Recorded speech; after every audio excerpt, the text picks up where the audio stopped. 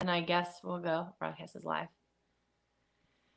Very cool. Okay, so we are live, and hopefully people will start joining into our live feed here. It's always like a little bit scary when you go live, but I think our technology is working. So Hopefully. we I'm are terrible with technology, so I'll rely on you. all right, perfect. I think it got pretty good over COVID. So just want to welcome Menachem Silverstein to this special live that we're doing. Menachem was born and bred in Crown Heights, decided to go out to LA to become a TV writer, has done some acting. I want to let Menachem, kind of share more about what his career is looking like so far. And the purpose of tonight's live is to discuss some pretty historic things that are happening. First, there's a show from FX, which you can watch on Hulu, called The Patient. That one just had its series finale. That is one of the few shows that had an Orthodox, kind of recurring character. It's pretty rare, and probably in a historic move, an Orthodox consultant. So that's pretty cool in terms of Hollywood getting it right. And then there's another show that just dropped about a week and a half ago called The Calling. All shows have to be the and then something, two-syllable word next. Menachem's been in both of these shows, actually. So The Calling is put out by NBC's, kind of digital platform, Peacock. And this is, in the most historic terms, an Orthodox lead, an Orthodox hero, as Detective Avraham on the show. And so Menachem is joining us this evening to sort of break down where are we today in terms of Orthodox representation in TV shows on the big screen. How does that fit into rising anti-Semitism? And we would love a chance for anybody listening to ask questions as well. Okay, so just to start off, Menachem, tell us a little bit about your background growing up in terms of Jewishness, and then what led you to your career today in Hollywood. Of course. First off, thank you so much for having me. It's so nice to be able to talk about this. There aren't that many Orthodox Jews in Hollywood, so it's kind of like not a place that you can really necessarily relate to or speak to people. So it's always nice to find somebody in the industry that's like-minded. So for me, I was born in Crown Heights, Brooklyn, New York, the factory where Orthodox Jews are made. And I was like, yeshiva boy, trained to either become a, shliach or rabbi or lawyer, the three things that a, Orthodox person could kind of do, or go into business.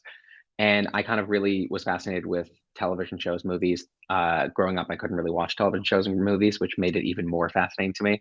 And I decided that that is what I want to do. So I moved out to LA to work in writing. Working in TV writing led me to start doing stand-up comedy because most of my writing is more comedic writing. Recently, I've started doing more dramatic writing. And then through doing stand-up and writing, I have slowly become the kind of go-to Orthodox Jewish person to throw in a show, specifically with Orthodox Jewish trauma. Whenever a show is like, we need a nightmare sequence, what is the scariest Orthodox Jew we could find? They're like, Menachem, he's the one, throw me in a scene. And it works. The ratings are good. People are scared.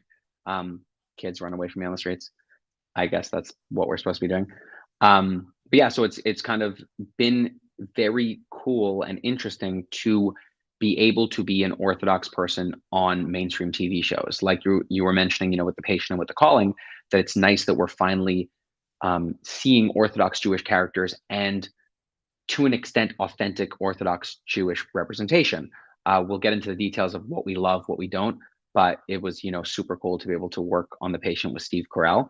And it was, even cooler for me to get to work with my friend Jeff Wilbush, who played Avram, and he has that Orthodox background. So it was kind of, cool for him to, go through his own journey, refinding his Orthodoxy to an extent, and also, sharing that experience, and the show sharing that experience. Okay, so we, kind of alerted our fans actually to both shows. I've been doing a lot of binge watching recently, which I feel like all the TV I watched during childhood, which my father was like, why are you watching so much television? Now I feel like, okay, I'm doing something now good for the people. So I watched both shows in short succession of each other. So since The Patient, aired further back and ended first. Let's jump into that first. So they had an Orthodox rabbi, Rabbi Hecht, who's wonderful. Fantastic. Menachem Hecht. Yeah. Great guy. And so when, I was told many months ago that there was an Orthodox rabbi involved, I was just very happy that the showrunners, that's people that create the show for all those people out there that are not TV people. Now it's one of the terms I learned. Showrunners they run the show, they create the show. The showrunners for The Patient are non-Orthodox, but they had a desire to tell the story, with an authentic lens. And so there's real details of, prayer scenes and, Holocaust scenes, because every, traumatic, tragic TV show or movie has to have a Holocaust in it somewhere, because it is the stuff of our nightmares. Let's just be honest about that. Actually, a funny joke. I had nightmares about the Holocaust growing up, and I said to my husband, "Did you?" And he's like, "No." I was like, "Huh, I thought all Jews did." He's like, "My nightmares are about the Spanish Inquisition." Apparently, that's what he was reading about in school as opposed to the Holocaust. But it's definitely a trauma. Exactly. It's one sort of trauma or the other. Exactly. So yeah, a lot of authenticity in that show. Before I started watching The Patient, a lot of fans were writing in that, well, it's kind of realistic. It's not so off, but it's kind of uncomfortable. And I said, like, is it a problematic? Well, I'm not sure. You should see. So, spoiler alert. There is a big tension between the parents and the Baal Tshuva Orthodox son on The Patient. And you see a lot of that play out. You see a lot of the judgment of the parents play out, but you also see the son and his family pretty miserable looking, called extremist, called cultish. About 85% of the way through the show, we start to see some resolution. The characters have their foibles, and I guess because that, they're allowed to have a resolution and grow, and you can see by the end a nicer version of orthodoxy. But what do you think about sort of the majority of the show, orthodoxy portrayed as cultish and extreme and, anti-women and, all the other things that it's called? So it was kind of interesting for me. My parents are Baal Tshuva. So my grandparents aren't religious and weren't religious at any point of me growing up. So when I was watching the show, a lot of those experiences rang very true to me, where, there would be the big family dinners and my cousins would get whatever my grandmother was making, and we would get the little, like Reisman's cookies in the little box, which, the funny thing was, outside of that experience, the Reisman cookies were the most exciting thing in the world. But the second, like, the real cake was coming out and we had those little store-bought ones, it wasn't exciting anymore. So to me, a lot of those elements were realistic. It was just a little strange to me that, like, that is the story that they chose to tell, because as an introduction to orthodoxy, like you're saying, for somebody who doesn't have an experience with orthodoxy and that's their first experience, it comes across as a very negative experience. So again, even though it's really authentic, it does paint us in a negative way. And for me, what was kind of annoying, so again, spoilers for the show if you haven't watched it, the show is from, the Steve Carell, the dad's perspective, but the son is a caricature. He doesn't really have depth. He doesn't really have a character. You kind of see him, and because you're only seeing him through Steve Carell's, lens, he is, just this annoying guy who found a cult and complains that his father didn't donate enough money to the school that he went to. And I also didn't like that they made it a strong money element, where like part of the conflict between the father and the son is that the dad didn't donate enough to the son's school, which was a little forced to me. And also there was like the big tension where the father tells his daughter-in-law, "This is the best kosher steak I've ever had." And that like throws the son over the edge. To me, again, having lived through a lot of those experiences in real life, those tiny, maybe passive aggressive things wouldn't really throw someone over the top. So to me, there were so many beautiful, authentic moments, but it felt like it was, shadowed a little bit with negativity. And so by the end, so like, to the credit of the showrunners, by the end, you do see the son have compassion. You do see the son have feelings. You do see the son have joy. But you really have to wait, till the very end to get to experience those things. And the son really does exist, as you say, sort of as a reaction to the main character's perspective. And I think for me, what I struggle with is that we imagine the average American is like Steve Carell and his wife, who are just, normal American, a little bit Jewish, not too Jewish, not weirdly Jewish, kind of looking at the crazy son who went off the deep end, as opposed to someone from our perspective, showing what our lives look like.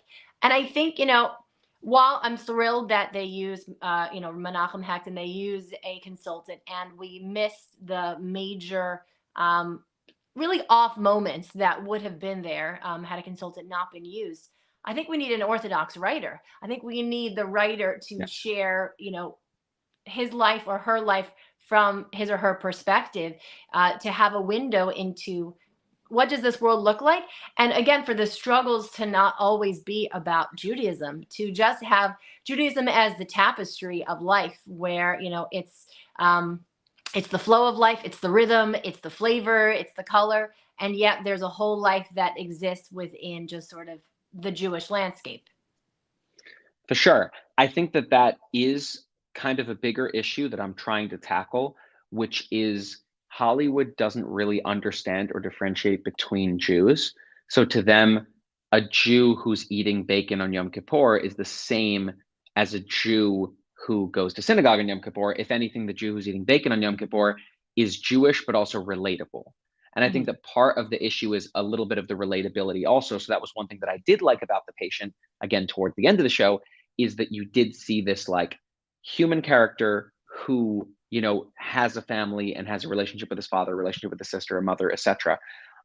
Because it kind of, to me, like I lost a job on a show. I was up for a writing job on a show. It was a show about Orthodox Jews, and they took somebody who was ex-Orthodox instead, which he's a friend of mine. I love him. He's a fantastic writer, and they got a great writer on the show. But to me, it's kind of weird that like this guy left Orthodoxy. Clearly he's a little bit anti, or just again, like doesn't appreciate it. Yeah. Why is he the one who's being the Orthodox Jewish representation on that show? Because you wouldn't hire any other anti to write for a show.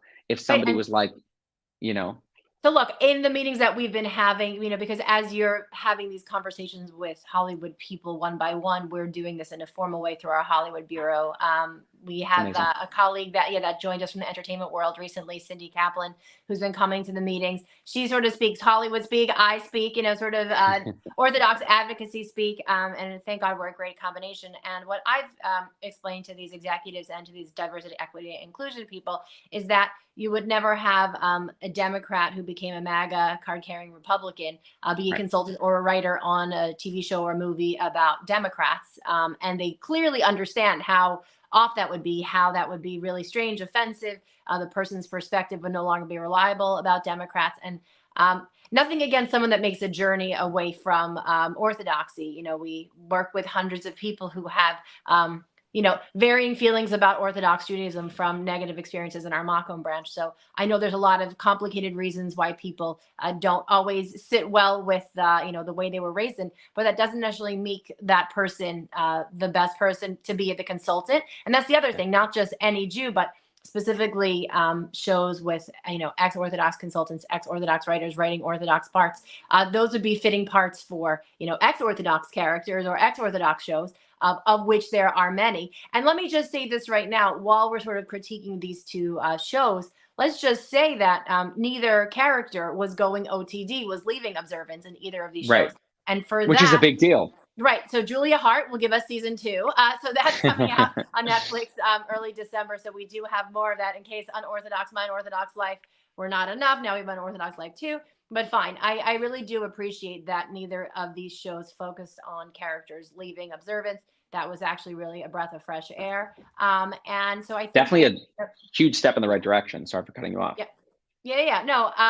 So I guess if you want to maybe we can segue now into the calling. So like I said before, what is sort of historic about this show is that it's a Orthodox protagonist, and he's really painted as the hero, even if he's kind of quirky and like a little bit strange. But that's definitely something very exciting. What I loved about it, just from the offset, besides that he's the hero, he's in an atypical job. He's part of the team, helping to move things forward. He's clearly respected by his colleagues. And the Judaism that is portrayed in the show is basically a positive type of Judaism, even if sometimes they sort of choose positivity over authenticity. And I guess we can Right. talk about that in a few minutes. But those are kind of my initial feelings about the show. Love that we get to be the hero. Love that we get to be the main person. I think the choice to not have the detective Abraham in a yarmulke at work was sort of a more broad type of representation, because there are many men that go to work without a yarmulke on. And that's just sort of showing, oh, actually, one more thing, the fact that neither character was Hasidic in either show. I think, in The Patient, the character was considered yeshivish and probably under the black hat category, ultra Orthodox. Abraham. I'm a little bit confused about what his hashkafa is, to be honest, what community he falls into. But neither of them are Hasidic, and that's also a breath of fresh air. So, what are your sort of initial thoughts about, the calling? So my initial thoughts, I really liked The Calling. I really enjoyed it. I think that, Jeff did a really great job playing that main character. And to me, the like best part about that show is kind of what you were saying, where this is a normal three-dimensional character. It's a real person with real feelings who happens to be Jewish. And I like that because I feel like up until now, it's just been, like this person to Orthodox. And the only thing about them is the fact that they're Orthodox or leaving Orthodoxy or whatever it is. I felt like this kind of made it really nice and casual. Like there was a show called Children's Hospital on Adult Swim that one of the doctors in the show has a yarmulke. He doesn't really reference being Jewish. Like there's a couple things in passing, but he just has a yarmulke. And to me, that was like the most beautiful representation because it's like he was a normal doctor in a hospital as a yarmulke, and it makes sense. There are a lot of Jewish doctors. So for The Calling off the bat, what I loved was that like you see this guy put on tefillin in the first episode, and then you just see him be a cop. You see him be normal. Everyone's treating him normal. He's acting normal. He's part of the team, like you were saying.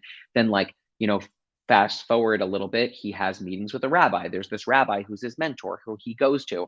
So, yes, there were little, as Orthodox Jews, there were definitely moments that I feel like, could have potentially been better or could have been more authentic. Like, but at the same time, like, we are nitpicking because I feel like we are lucky that television has advanced so much that we're able to have a character. And about his ashkafa, I think he's supposed to be, to me, it seems like modern Orthodox or like a light modern Orthodox.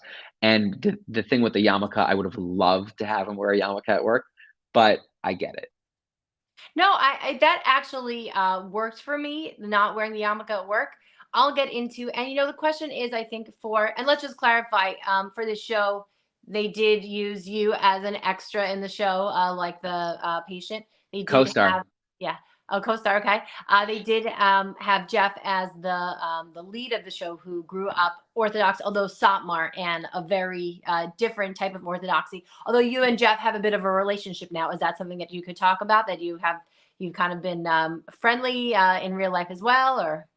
Yeah, so Jeff is like one of my closest friends right now. He comes over for Shabbat all the time, and he's just a really great person to work with, a really great person to, be friends with. And I'm, definitely lucky to have him in my life. And for him, he took this role very, very seriously, where he knows where he comes from and the relationship that he, has with Orthodoxy. And he also, read the scripts and saw the character and how he had, his relationship with Orthodoxy.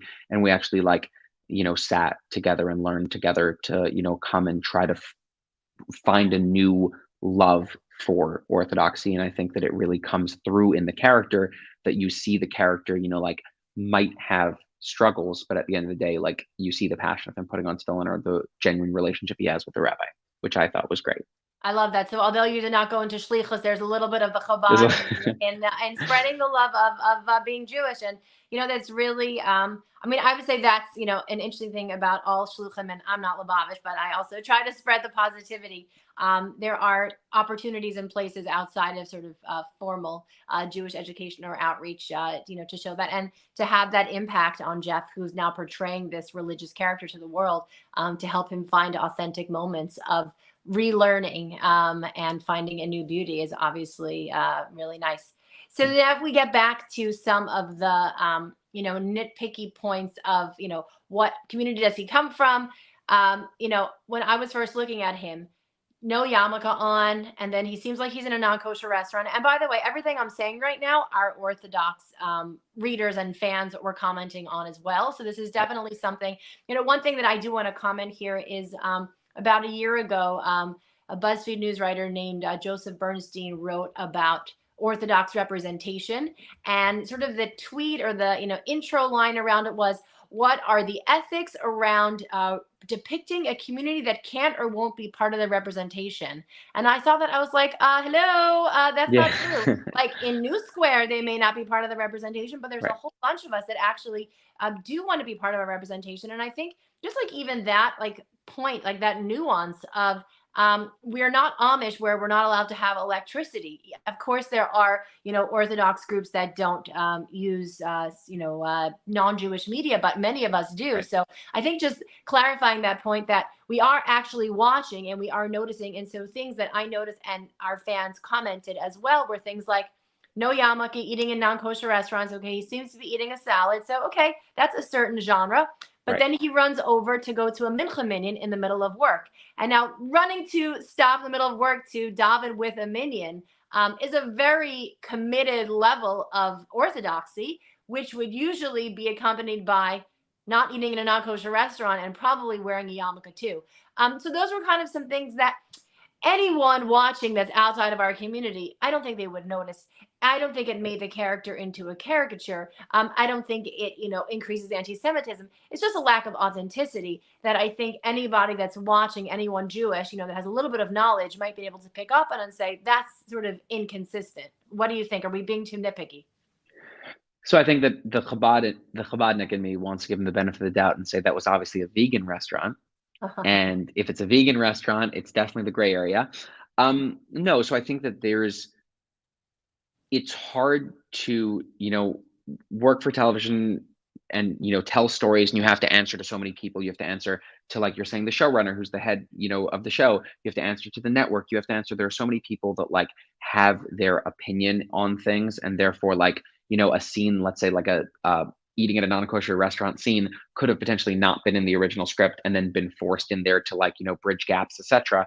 I think that's where potentially a consultant comes in. And I think that what you guys are doing, trying to make sure that there's always a consultant, will deal with the nitpicky. Because to me, again, like, it kind of, I don't want to be like the, uh, what's I don't want to be the one to like bite the hand that feeds me, basically. Yeah, Like, I'm so happy that these shows exist, and this like really gives me like just like so much happiness. Like, oh my gosh, if this show's on, other shows like it can be on. But at the same time, yes, everything could be better. So from the lens of critiquing, these are things that, like you're saying, the world won't notice, but the Orthodox world will notice. And I think that these are such easy things to fix. And hopefully, when they get a second season, we can work on just fixing those tiny little things. totally. I'll give you another example, which is when he goes to his mincha minyan, his middle of the day prayer. They're singing Am Yisrael Chai. Now, what I'll tell you, on one hand, walking into a shul, an Orthodox synagogue, and seeing joy and singing and happiness, if you go down the list of this test called the Joseph's test that screenwriter Yael Levy wrote, which is kind of like the Bechdel test for orthodoxy, one of the things that we are really longing for is Orthodox joy, is to see the religious character being joyful and smiling, and not having that glum look that they usually walk around like, my life is so bad, I'm so trapped in this awful life. So on one hand, going into a shul and seeing joy and singing and guitars was delightful.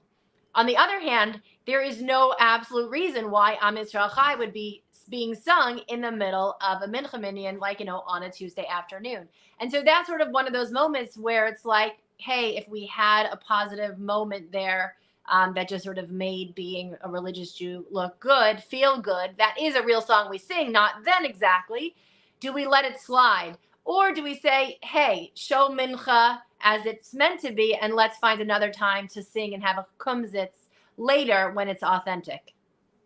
So I think that kind of goes back to, let's say, again, there are so many people that you have to please, and they might not have had another moment to do that. So to me, I think that when it comes to television, we do have to remember that this is fiction.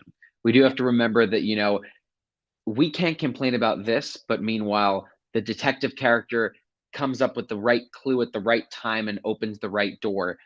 there is the level of fiction, so I feel like we can let certain things slide. But at the same time, let's say with a consultant, something like this could have been fixed where when he goes to Mincha, it is somebody's bar mitzvah or Right. somebody's birthday. And Right. therefore, like, there's a little bit of the reason why are they happy. But I did like to see him walk into shul and people be so happy and singing because, if you go to like an Ashkenazi minyan for mincha, usually they're like upset with you, like, come on, let's go, let's go. We got to daven quickly and get back to work. So it was, I watched that and I was like, that's the reality that I want to live in. Right, for sure. And again, that's why I'm sort of, one artistic license moment that I could watch and say, I am okay with this sukkah not being a halachic sukkah. At the end, there's a sukkah scene. It's a little bit strange. They should have been sitting. They're kind of out on something that was like a pier. It's sort of a strange setup. And it's not a kosher sukkah. It should have more walls.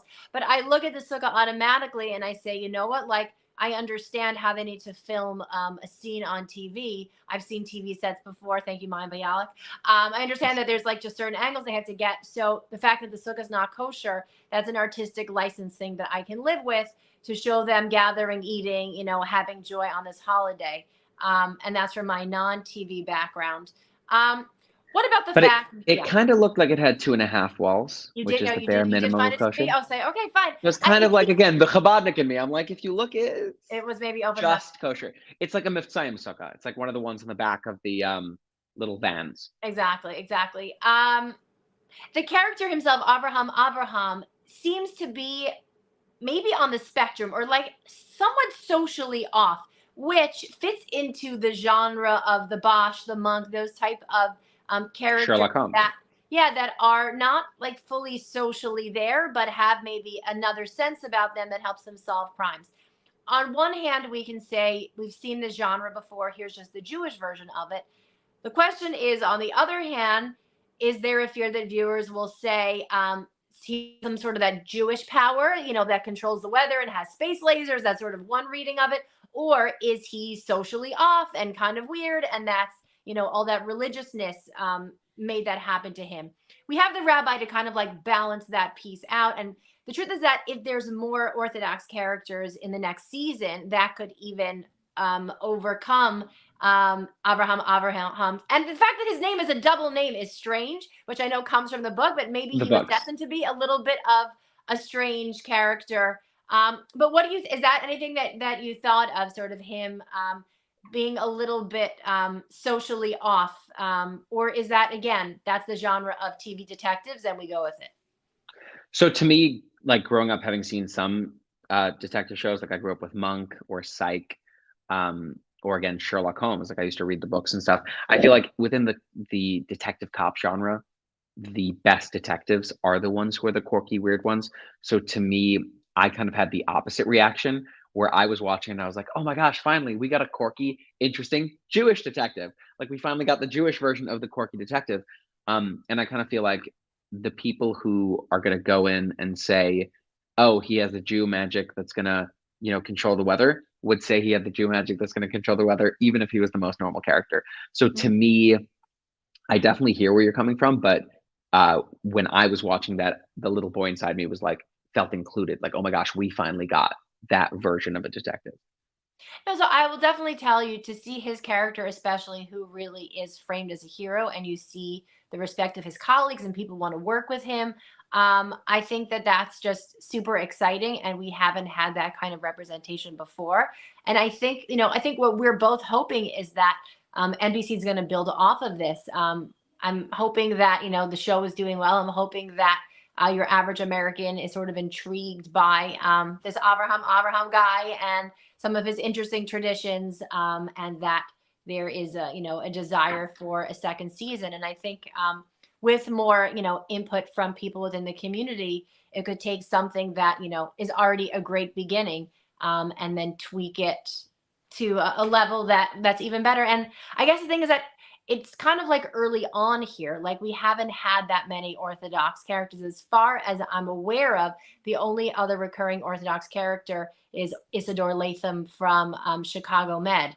And I am not happy with how NBC did that character at all. If you look at how the showrunners describe that character, he literally replaces someone who was beloved and, like a father figure to the doctor that is working under him. And they say he's really hard to get along with. He's got all these rules. And as I read the showrunners describing this Isidore Latham character, I wondered, does he have so many rules and is so hard to get along with because he has Asperger's? Because they also gave him that identity besides being Black and Orthodox? Or is he so hard to get along with and have so many rules because he's one of those miserable religious Jews? And so, my understanding for that character is that they use a Black Israelite rabbi because he was Black and Jewish, and they felt like this is, someone who seems to have both identities. So I think we're at a level now where we've gotten better than that. We've gotten better than the nurses debacle from BC a couple of years ago. Yeah, that was not good. And so I think there's a lot of hope here in this character. And I hope we'll only, build from there. Do you have any sort of closing thoughts about, kind of where you see things going, where you hope things are going? Does the other improved minority representation help the Jewish community continue to push our, authentic agenda forward? So I really hope so. To me, I think that these two shows are a good sign of like what the future can bring. I think kind of going back to what I was saying earlier, I really hope that they'll, even if let's say they do have the ex-Orthodox writers, I hope they'll also include some sort of, Orthodox writer into a room. Because if it's an Orthodox story, I think that it's only fair to have an Orthodox writer who, will share their opinion. But I really do think that it's, nice that, Hollywood is finally giving minorities, a real voice to speak, whether, it's Rami on Hulu, giving the Muslim voice, or, any of the other shows. I mean, like, we just don't have time to list all of them. That one just kind of popped into my head. But I do like that, again, the calling really just, to me, opens up the world to potentially having shows about Orthodox Jews and real Orthodox, authentic Jewish characters. And I hope to, see a lot of more of them in Hollywood. And I hope to get to work on and create some in Hollywood. And I said that was closing, but I want to actually just maybe close it now on the anti-Semitism topic, because I think anti-Semitism is on all of our minds. So many problematic statements have come out through celebrities, via media recently, I think, that have Jews deeply uncomfortable. This is my perspective, and I would love to hear, what you think. If I think about a minority character that sort of came into my home, is Randall Pearson from This Is Us. We're just talking a lot about NBC tonight. This was a character that defied so many stereotypes, who, although not being a perfect person, he and his family, Beth, my husband and I loved watching their interactions. We just loved watching their family. We just love the dynamics. And you form almost a relationship with beloved TV characters. And I think on the topic of anti-Semitism, this is something that we're trying to talk about more and more, bringing in lovable Jewish characters who are visibly Jewish, who are really lean into their Jewishness, don't make fun of it, don't shy away from it, but can just sort of I just came back from Wakanda, Black Panther 2. I was just there with my husband and son. I know I'm not an expert on African cultures or traditions, but it seems like they have really leaned into some different, tribal garb. And I'm sure whoever is doing the research for that, found some real authentic things to use for that movie that they could just sort of showcase so proudly, things that are not so common in Western American culture. And I thought how, the different Wakanda leaders were wearing these different, accoutrements, whether they were, different things in their head or their face. And I thought, could we wear tefillin so proudly in shows? Could we wear tzitzis out so proudly? Could we wear our Jewish accoutrements so proudly in a way that we were comfortable with them, that our joy could be seen, that our both being specifically Jewish could be seen, and also our being human, our being, universally relatable as well. I think when TV shows and movies will allow us to both lean into the things about us that are very particular and possibly strange to, 21st century Western culture, and then also find the ways to connect our stories with stories that viewers can see, I have to imagine that's going to create a real change in how the world views Jews. For me, that's one of the most important reasons for why we're doing the work that we're doing. Besides the fact that we don't want Jews to feel ashamed of who we are, because that's another big thing. So I'm curious about your thoughts on everything I said. No, yeah, for sure. I People forget that like Jews are such a small amount of people. Like a lot of people in America have never met a Jew. Right. Like there were people. My father was a speech therapist in Queens, and he was working for a public school, and there was a little girl that asked him if he could show her his horns because he was the first Jew that she's ever met. Hmm. So I feel like people forget that like not everyone has ever seen a Jew or knows what a Jew is. So part of what we need to do to fight anti-Semitism is to educate, and I think that part of the way to educate is through media and through comedy. Like what I try to do with my comedy is like stereotypes try to segregate us. And once everyone is segregated, they become the other, and then they're easy to hate on. So what I try to do is like kind of make people feel comfortable through laughter, and then kind of break the stereotypes, showcase the stereotypes, show kind of how ridiculous it is, and kind of flip it on its head. And I think the same thing with media, when you kind of are able to showcase these loving characters in different unique ways, whether they're detectives or it's a father with the relationship with his son and he's kidnapped in a basement. That's the patient. Again, spoiling this show. Whoever hasn't seen this show, they've seen the show now.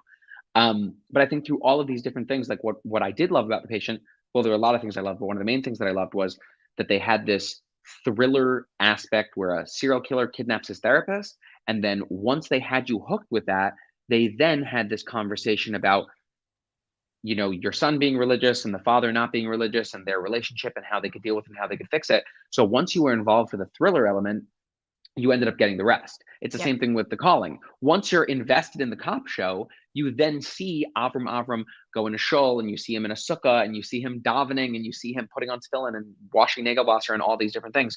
So I feel like if we can, have the opportunity to create and curate these, different shows and showcase Orthodox Jews in a nice, beautiful way, it really will make people, second guess when Kanye says something. Like, I think, again, if you've never met a Jew and Kanye's like, Jews are terrible money grubbers, and you're like, maybe they are. I don't know. Sounds Sounds true. about right. But the Yeah. second you know what one looks like and you're like, what are you talking about? Avram's such a nice guy. And he, Right. works for he's a detective and he works for a police station and he does such good things. Then you're like, oh, if that's what a Jew is, maybe what Kanye's saying isn't real. And I think, again, I hope a lot of people didn't believe what Kanye said, but again, if we can really like put an authentic character and face to, these characterizations that come from, anti-Semites, I think it'll help break down that anti-Semitism. Totally. And we're advocating for the larger Jewish community, but I still really do believe that the Jews that look the most Jewish are both the most vulnerable on the street and ultimately sort of represent like the Jew. For even for someone who's completely secular and hasn't had someone in their family that dressed that way for a few generations, it ultimately kind of always boils down to like the chassid representing the Jew, just like how Woody Allen becomes the chassid in the middle of Annie Hall to the grandmother. That moment there, I think, captures why the depiction of the religious Jew in a human way, in a relatable and lovable way, actually matters to all Jews. But look, while we have some, feedback for how things could be better, I think between, what happened on FX with The Patient, what's happening now on Peacock with The Calling, we are in a whole new realm of better representation for the Orthodox community. And I think just the hope here is that we only keep going from strength to strength. Amen. Okay, well, So nice talking. Yeah, so nice talking to you as well. Thank you everyone here for listening tonight. I hope we'll have more of these conversations because I hope this will keep on being relevant. And in the meantime, stay safe. Thank you. You too. Looking forward. Bye-bye. Bye.